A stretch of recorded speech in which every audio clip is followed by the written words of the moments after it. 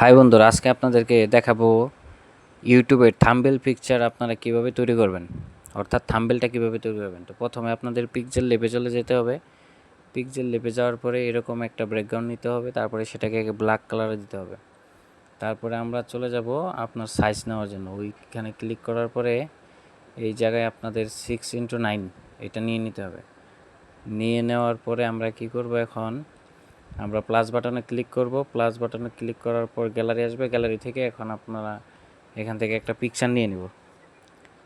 ওই আগে থেকে আমার একটা পিকচার রেডি করা ছিল, ওই পিকচারটা আমি এখন সিলেক্ট করব। আপনারা যদি চান তাহলে এখান থেকে ওই পিকচারটা একটু কম বেশি করে নিতে পারবেন। পিকচারটা নেওয়ার পরে এখানে আপনারা সুন্দরভাবে এই পিকচারটাকে কম বেশি করে এভাবে বসায় নিতে পারবেন। আমি যেভাবে নিচ্ছি ঠিক এভাবে আপনারা এটাকে সুন্দর করে বসায় নিতে পারবেন। বসায় নেওয়ার পরে ওই থ্রি ডটের নিচে ক্লিক করব। ক্লিক করার পর এটা আমরা কী করব, লক করে দেব। লক করে দেওয়ার পর এখান থেকে আর এটা সরবে না কোথাও, মানে ভিডিওটা এখান থেকে নড়াচড়া করবে না, এতে আপনাদের সুবিধা হবে। তারপর আবার প্লাস বাটনে ক্লিক করে আমরা চলে যাব গ্যালারিতে। গ্যালারিতে যাওয়ার পরে একটা আলাদা একটা ব্যাকগ্রাউন্ড নিব আমরা। এখানে হচ্ছে রেড কালারের, অর্থাৎ ভিডিওটা সুন্দর করার জন্য একটা ব্যাকগ্রাউন্ড নেব।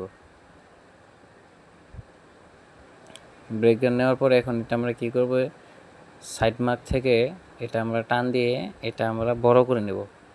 এখন দেখেন সামনে আনার পরে কি হলো, এটা আমার যে আগে চেহারাটা ছিল ওটা দেখা যাচ্ছে না। সেই জন্য আমরা কি করব, ওই থ্রি ডটের নিচে ক্লিক করব। ক্লিক করার পর এটাকে লক করে দিব এবং লক করে দিয়ে ফাংশনটাকে নিচে নামিয়ে দিব। এখন দেখেন এই লাল যে ব্যাকগ্রাউন্ডটা আছে এটা কিন্তু আমার ছবির পিছনে চলে গেছে।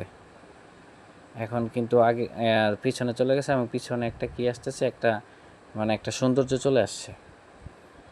সৌন্দর্য চলে আসার পরে প্লাস বাটনে ক্লিক করার পরে আমরা আবার আগের মতো আরেকটা এখান থেকে ব্যাকগ্রাউন্ড কালার নিয়ে নেব।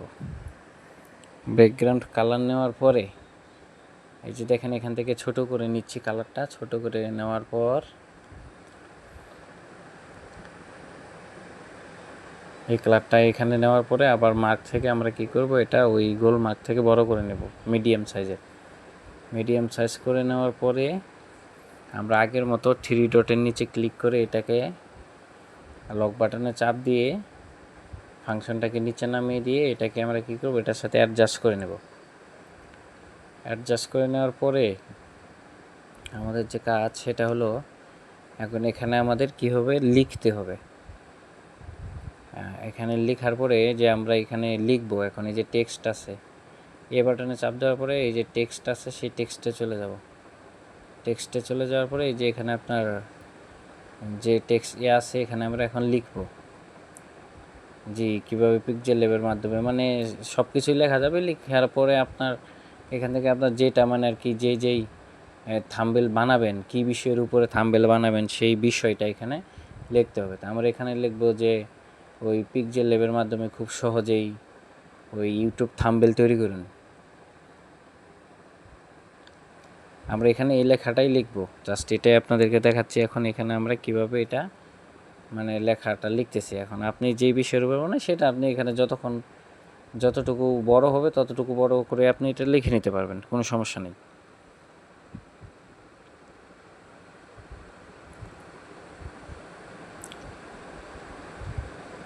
পিক্সেল ল্যাবের মাধ্যমে সহজেই তৈরি করুন ইউটিউব থাম্বনেল। আমরা এখানে এই জিনিসটা লিখে নিচ্ছি।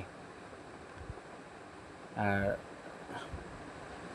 আপনারা দেখতে পাচ্ছেন আমরা এখানে কিভাবে এটা লিখতেছি। আপনারা জাস্ট আপনাদের মতো এভাবে এটা লিখে নেবেন। লিখে নিয়ে আপনার যে উপরের কোনায় ওকে দেখতেছেন, ওকেতে চাপ দেওয়ার পরে এটা এখানে চলে আসবে। আর এই যে উপরে যেটা লেখাটা আছে যে খুব সহজেই কীভাবে ইউটিউব থাম্বনেল তৈরি করবেন, সেটা সেম আমরা এভাবে লিখেছি। এখন এই লেখাটা ডাবল লেখাটা দিয়েছি, সেই জন্য আপনাদেরকে আগেরটা দেখাইনি, এটা দেখাই দিছি। এবং এটা আপনারা কিভাবে এখানে নিয়ে আসবেন।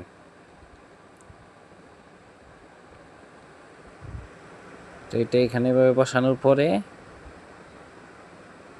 আপনারা দেখতে পাচ্ছেন যে এখানে আমরা এখন কি করব, কালার নিব, লেখাটাকে কালার করে ফেলব। সেই জন্য আমরা কি করলাম, এখান থেকে কালার সিলেক্ট করতেছি। এখন আর এটা হচ্ছে আপনার সাইজ, লেখাটা সাইজ কতটুকু বড় হবে ছোট হবে, এই ডাবলটিতে ক্লিক করার পরে আপনারা এখানে এটা যতটুকু প্রয়োজন হয় ততটুকু নিয়ে ক্লিক করে দেবেন। টিক বাটনে ক্লিক করে দিলে এটা ওখানে কী হবে, সেভ হয়ে যাবে। তো এখানে কি অর্ধেক লেখা নিচ্ছি, মানে কালার, লেখার কালারটা চেঞ্জ করে নিচ্ছি আপনার যেন এটা ভালো হয়। এই জন্যে এখান থেকে আমরা কি করব, এই যেভাবে দেওয়া আছে এভাবে অর্ধেক লেখা আমরা কি করব, কালার করে নেব। ঠিক আছে, এখানে তাই আমরা দুইটা কালারে বিভক্ত করে নিলাম। তো এই যে এখন মোটামুটি তৈরি হয়ে গেছে, আপনারা যা দেখতে পাচ্ছেন। এখন এখান থেকে সেভ করবেন, উপরের বাটন থেকে ক্লিক করে ওই উপরের যে বাটনটা আছে সেখান থেকে ক্লিক করে সেভ হয়ে যাবে পিকচারটা। আশা